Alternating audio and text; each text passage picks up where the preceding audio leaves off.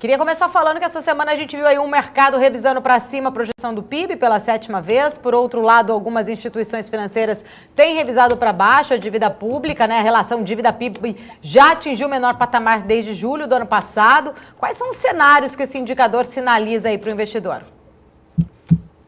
Boa pergunta. Primeiro, Paula, sempre a minha posição aqui é com um viés do investidor tomando risco. Né? Não como um analista, mas sim pensando como um investidor mesmo. E aí acaba que eu tenho que fazer alguns questionamentos, né? Do tipo, surpresa, né? Sétima revisão para cima, relação dívida-PIB que se entendia que ia, né, estourar, ia ser 110, e fazer com que os investidores, muitos analistas e economistas, quando a gente estava ali trabalhando nos 100 mil pontos, 110 mil pontos, olhasse com muita dúvida, com muito ceticismo para o mercado, e aí parece que de uma hora para outra as coisas, né, se equilibram e parece que o horizonte agora vai ficar mais verdinho e as pessoas voltam a se sentir mais confortáveis em vir para a Bolsa. E aí quando tu faz um comparativo, eu acho que é bem importante, muita gente gosta de falar sobre ciclo econômico e tudo mais, pensa o seguinte, se a gente for ver o que os analistas vinham projetando para o mercado e o que o mercado trouxe de resultado, a gente percebe que os analistas foram surpreendidos. Foram surpreendidos nos resultados corporativos, foram surpreendidos na questão do PIB, foram surpreendidos na questão da dívida, da relação dívida-PIB. Ou seja, tá? Existia uma cabeça mais pessimista e aí tu tem uma sensação de alívio. Então, quando tu vai, né, eu acho que muita gente fala de ciclos e tudo mais, quando a gente para observar dessa maneira, por esse ângulo, dá a sensação de que a gente está numa fase de alívio. Ainda não chegou a fase de otimismo, euforia, né? Ou seja, quando eu escuto até o Luiz, que estava falando aqui agora, do Versa, né, falando sobre, olha, eu enxergo que o horizonte, né, as derivadas do que está acontecendo hoje são positivas. Legal? Legal. Então, me parece que, de fato, aquele investidor que conseguiu, né, olhar que existia uma boa relação de risco-retorno, mesmo que, né, pegando a opinião, o viés dos analistas, dos economistas, estava enxergando que era uma boa relação de risco-retorno, agora já entra numa situação, numa zona um pouco mais confortável. E o meu cenário, né, o meu olhar ali atrás, era que a gente pudesse chegar aqui nos 130 mil pontos. Legal, chegamos nos 130 mil pontos. Meu cenário é de continuidade. Acredito que tem que continuar sendo um otimista com o dedo no gatilho, obviamente, mas eu fico muito mais tranquilo e aliviado em manter minha posição agora em bolsa. E o melhor, né? Eu consigo agora enxergar essa bagunça nova que vai, em algum momento vai ter uma nova bagunça no mercado, porque o mercado adora uma polêmica, adora um vilão, né? Adora um porquê não.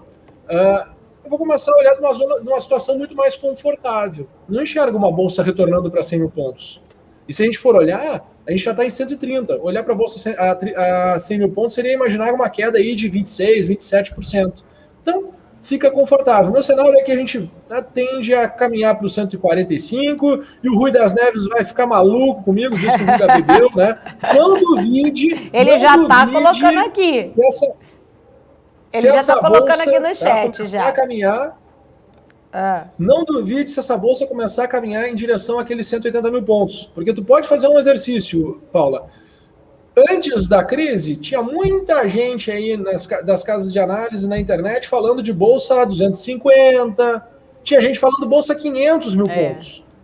Eu não estou falando de 250, estou falando de 180. Não estou falando de 500 mil pontos. Estou falando, entende? É um cenário mais baixo, né, bem mais baixo, bem mais conservador do que o cenário que vinha se falando antes da pandemia. Só que antes da pandemia, tu tinha uma economia que não tinha espaço para estímulo.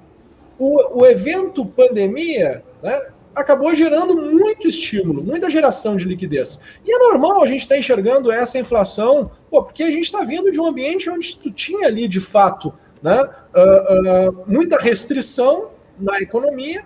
A atividade econômica está retomando, é óbvio que tu vai ter, né, essa questão da inflação. Hoje até postei lá no meu Instagram, foi uma pergunta, estou esperando o pessoal responder, né, foram perguntas um pouquinho mais instigadoras, né? Será que essa questão da inflação, o pessoal está mostrando a IPCA, será que essa questão da alta da energia, ela veio para ficar ou isso é um ponto passageiro? Porque também a gente tem que olhar, né? Pô, o problema ele é um problema que vai ficar perdurando ou é um problema pontual, tá? Para que a gente possa ir refletindo. Então, meu cenário ainda é de otimismo. Quando olho para dólar, né, meu cenário ainda do dólar é para voltar para aquela região de 4,50, Paula, tá? Ou seja, se tu for olhar, né, o mundo todo, a gente começa a ver as moedas dos países emergentes voltando para o período pré-pandemia, e no período pré-pandemia a gente estava com o dólar a quanto? A 4, 4,10. Estou imaginando que a gente possa voltar para 4,50, ainda 10% acima do período pré-pandemia. Então existe espaço, existe cenário sim, fluxo estrangeiro voltando para a Bolsa, então não duvide aí, Bolsa a 145, e quando a Bolsa chegar próximo de 145 vai haver uma nova reprecificação, e assim é o mercado, assim é a cabeça dos analistas e dos economistas aí na nossa Bolsa.